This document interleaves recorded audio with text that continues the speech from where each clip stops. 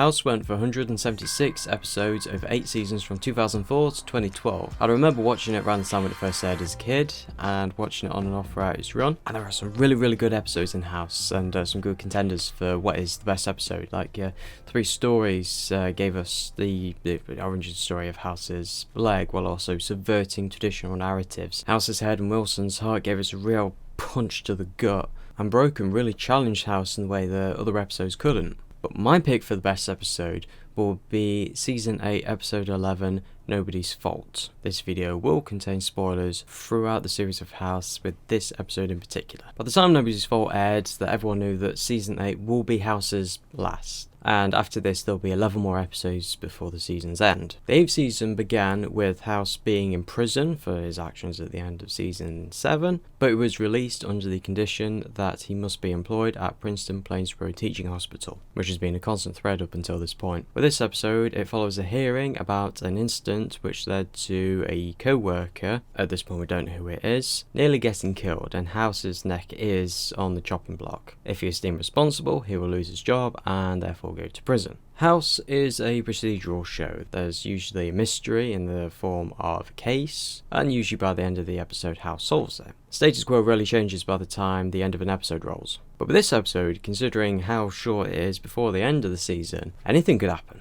There's little reason to keep the status quo for the next episode if there are going to be few episodes later on. And the showrunners and the writers could be taking some risks here, and those risks will be impacting our main characters' lives. And it doesn't sound like a lot, but with that little thought in the back of your head while watching this, it does add just a little bit more depth in terms of like the peril and the stakes. There's not that safe comfort watching guarantee that you usually get throughout the series.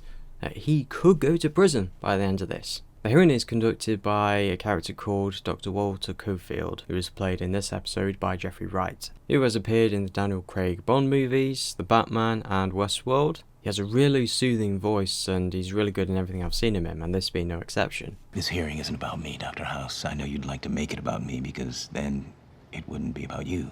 As we see the hearing, we are shown flashbacks to the case that led to the incident that we still don't know what it is. The episode drip feeds us information, showing us the patient, what led to their injury, just like any other episode. The team tell Cofield about House's shenanigans, which in any other episode just wouldn't stand out or may even be played for laughs. But here it doesn't. Like, if House was a real doctor, he wouldn't have lasted a season. But Dr. House is also a fiasco. If I were to exonerate him, I would essentially be sending a message to all the other doctors in this hospital that it's okay to act that way. But this is a TV series. The show must go on. The status quo cannot be disrupted. Therefore, that requires the audience to have a suspension of disbelief. I've been told the events the same time that Cofield is listening to them sort of puts us in his perspective, that we're hearing it after the fact, and we just think, wow, that's kind of messed up. What are rare points in the series? The episode employs different cinematic techniques to the 2 time periods. The present day scenes are high contrast, low saturation, with the rain hammering down outside, and the flashbacks have less contrast with the highlights blown out. Now this I have to get to a negative point, that not so much of the episode but of Season 8 as a whole, that the whole of Season 8 employed this sort of like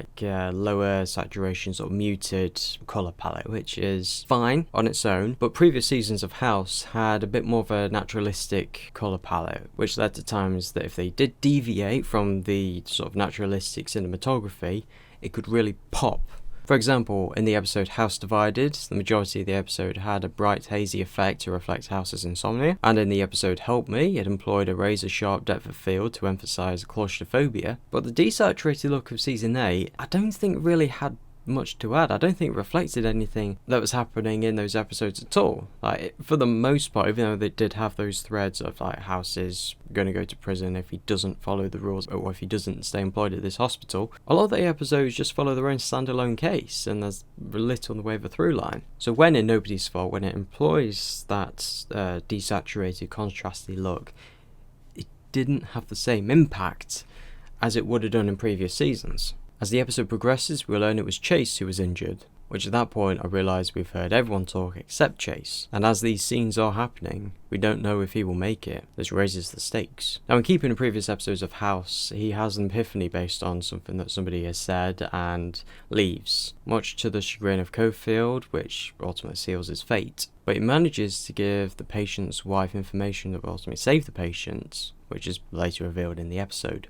Now, there are two scenes near the end of the episode that I feel really solidify this episode as being a really, really good episode. The first one, when he's going to hear his fate, he knows he's going to be found at fault, he knows he's going to lose his job, he knows he's going to go to prison, and he has accepted that. However, when the hearing is interrupted by the patient's wife, who reveals that House's information saved her husband's life, Cofield reverses the decision. Now, this irritates House.